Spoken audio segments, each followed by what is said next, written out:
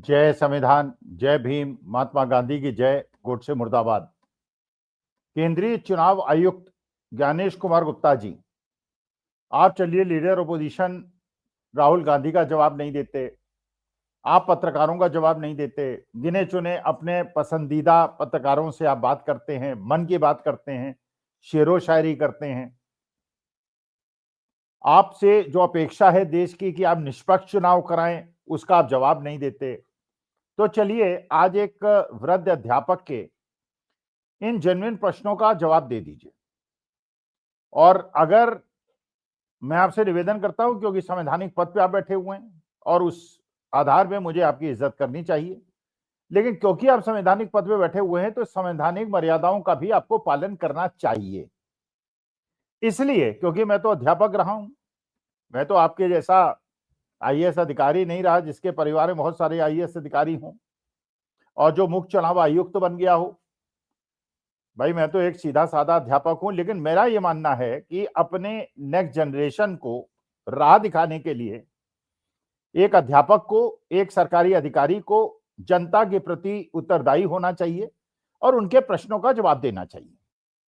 उस हैसियत से एक सामान्य देश के नागरिक के रूप में मैं आपसे कुछ प्रश्न पूछना चाहता हूं, कृपा करके आप उसका जवाब दीजिए।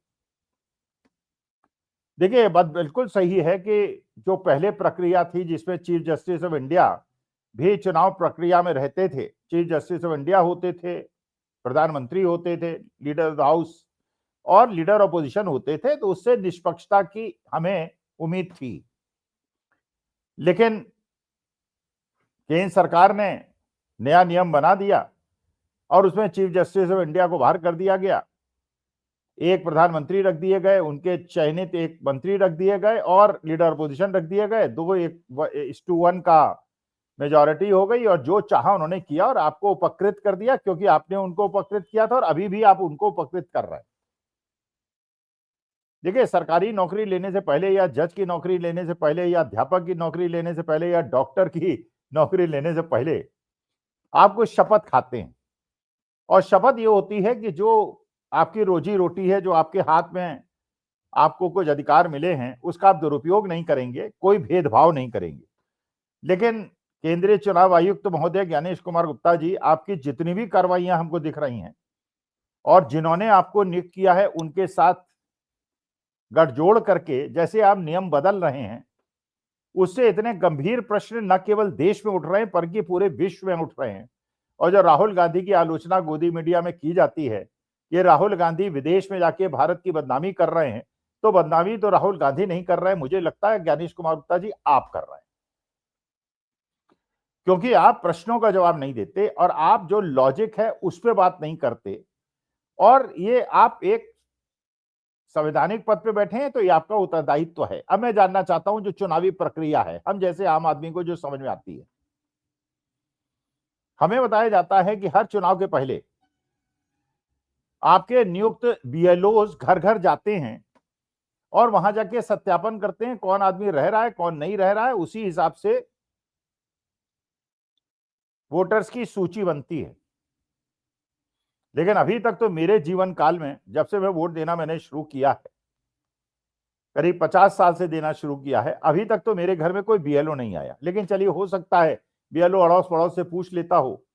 और अभी तक तो कृपा रही, किसी ने मेरा वोट कटवाने की कोशिश नहीं की, जबकि मुझे पूरी आशा है कि आप जैसे आज के तारीख में राजनीतिक दबाव में हैं, किसी दिन शायद मेरा भी वोट कट जाए।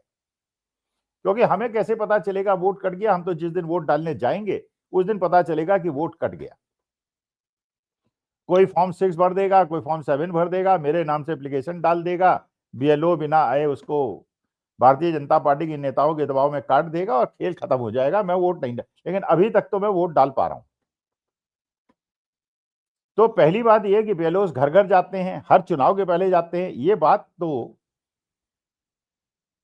कर्नाटका के अंदर एक पार्लियामेंट्री सीट में, हरियाणा के अंदर जो राहुल गांधी ने रजिस्टर को उद्घाटन किया, और बिहार के अंदर जैसे एसआईआर जो कई चरणों में हुई और बड़ा फूल प्रूफ इसको बताया, इसके बावजूद जो शिकायतें मिल रही हैं कि एलिजिबल वोटर्स के नाम कट रहे हैं, मरे जिंदा हो रहे हैं, जिंदा मरे हो रहे हैं, एक एक मकान के अंदर 500-500 लोग हो रहे हैं, तो ज्ञानेश कुमार गुप्ता जी, ये कैसे संभव है अगर बीएलओ घर घर जाता है तो?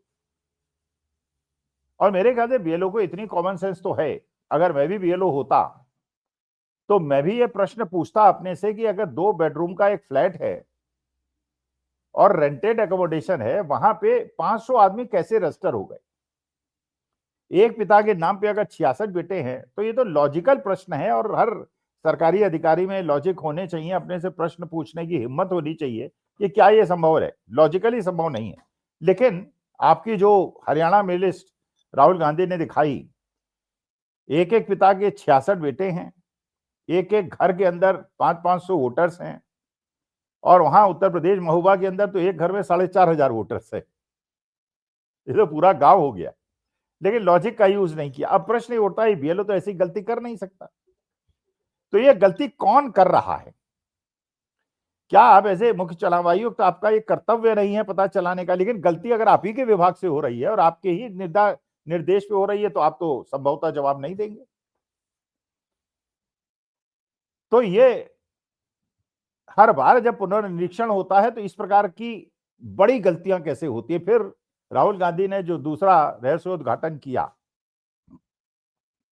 कि ब्राजील की एक मॉडल की फोटो 21 जगह वोटर लिस्ट में पड़ गई, और ब्राजीलियन मॉडल ने अपने वीडियो में कहा कि मैं भारत कभी गई नहीं, मेरा भारतीय राजनीति से कोई लेना देना नहीं, और ये फोटो 10 साल पुरानी है, और ये फोटो किसी ने वेबसाइट से खरीदी है। मुझे तो मैंने तो कभी इस प्रकार का काम किया नहीं कि भाई वीडियो खरीद भी जाती है, फोटो खरीदी भी जाती है, खरीदी। तो अगर खरीदी है और ये कह रही है मॉडल, तो अगर आप उच्च न्यायालय महोदय समझें उचित और लोकतंत्र की अगर आप दुहाई समझें, तो पता चलाएं वो वेबसाइट से फोटो खरीदी किसने, और पर्दाफाश हो जाएगा। लेकिन अगर आप ही के कार्यालय में आप ही के निर्देश पे कोई खरीद रहा था तो बात अलग है, या भारतीय जनता पार्टी के कार्यकर्ता खरीद रहे थे, बात अलग है। इसके बाद जो दूसरा प्रश्न मेरे दिमाग में उठता है, एक आम जनता के रूप में और एक वोटर के रूप में, अभी तक मैंने जो चुनाव में देखा है, कितने वोट डाल दिए 50 साल में पार्लियामेंट और असेंबली में, लोकल बॉडी इलेक्शन में बहुत सारे वोट डाले। लेकिन जब वोटर आईडी कार्ड हम लेके जाते हैं, तो वहां पे जो भी पीठासीन अधिकारी होते हैं, हर व्यक्ति दस्तखत कराने से पहले और आपको स्लिप देने से पहले आपका चेहरा देखता है, और ये देखता है कि आप वही व्यक्ति हैं नहीं जिनका वोटर आईडी कार्ड है। लेकिन जब ये प्रश्न उठा कि ब्राजीलियन मॉडल की फोटो 21 जगह कैसे आ गई, तो पहले 21 जगह कैसे आई? एक जगह गलती हो सकती, 21 जगह गलती कैसे हुई? बहुत सारी ऐसी महिलाएं पुरुष हैं जिनके 100-100 जगह नाम है, एक ही पोलिंग बूथ पे हैं, कई कई पोलिंग बूथ पे हैं, एक असेंबली में हैं, कई असेंबली में हैं। तो ये बेलोज अगर घर घर जाके निरीक्षण करते हैं तो ऐसा होता कैसे? या तो प्लान्ड एक्टिविटी है, वोट चोरी का पूरा परिक्रम चल रहा है, प्रायोजन हो रहा है। अच्छा, उसके बाद गोदी मीडिया ये दिखाने का प्रयास कर रहा है कि फोटो गलत जरूर लग गई लेकिन वोटर सही थे। क्योंकि सौभाग्य से मुझे भी कुछ गोदी मीडिया जाने का मौका मिला, तो वहां की एंकर्स बेचारी ये दिखाने का प्रयास कर रही हैं कि वोटर्स असली थे, जो नाम दिखाए गए राहुल गांधी ने दिखाए वो नाम सही थे, वोटर सही थे, फोटो गलत लग गई। अगर फोटो गलत लग गई तो उन लोगों ने वोट कैसे डाला? क्योंकि जब वोट देने जाते हैं तो प्रिसाइडिंग ऑफिसर आपका फोटो चेहरा मिलान करके तब आपको वोट डालने का अधिकार देता है। और अगर अब ये पता चलाना आवश्यक है उस महिला के नाम पे क्या किसी ने वोट दिया, ये कैसे पता चलेगा? ये चुनाव आयुक्त महोदय आप ही बता पाएंगे अपने अधिकारियों के माध्यम से। ये जो फॉर्म वहां पे टिक लगाते हैं वो और दस्तखत फाइल पे कराते हैं, रजिस्टर पे कराते हैं, अगर उसमें किसी ने दस्तखत किए हैं और किसी ने स्लिप ली है और उनके नाम के सामने टिक लगा, इसका माने किसी ना किसी ने तो वोट दिया है।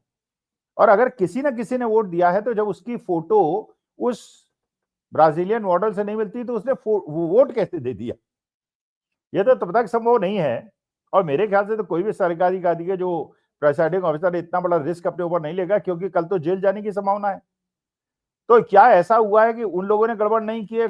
चुनाव आयुक्त महोदय आपके कार्यालय में बाद में जो 10% वोट बढ़े हैं वो ऐसे वोट हैं जिसमें ऐसी फोटो लगाई गई थी और बाद में किसी ने वोट डाल के आप ही के दिशा निर्देश पे भारतीय जनता पार्टी को जिताया है, जबकि जो वहां की ट्रेंड्स थी और जो इंडिकेशन मिल रहे हैं कि अगर 2 करोड़ वोटर्स में 25 लाख वोटों की हेराफेरी हो जाएगी, तो इसका मतलब, और उसमें 50% भी वोट पड़े होंगे, तो 12.5 लाख वोट का डिफरेंस तो कांग्रेस को 90 में से 85 सीट दिला देती।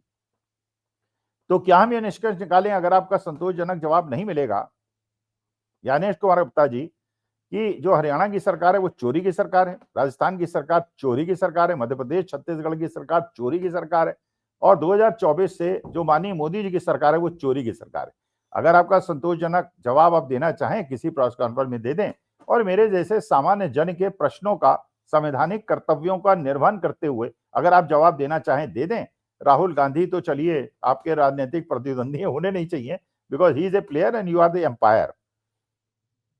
लेकिन ये मुझे संदिग्ध लग रहा है कि यह मामला लोकल अधिकारियों का नहीं है, ये मामला सेंट्रलाइज्ड केंद्रीय चुनाव आयुक्त और भारतीय जनता पार्टी के षड्यंत्र का एक पार्ट है, ऐसा मुझे लग रहा है। सही भी लग सकता है, गलत भी लग सकता है।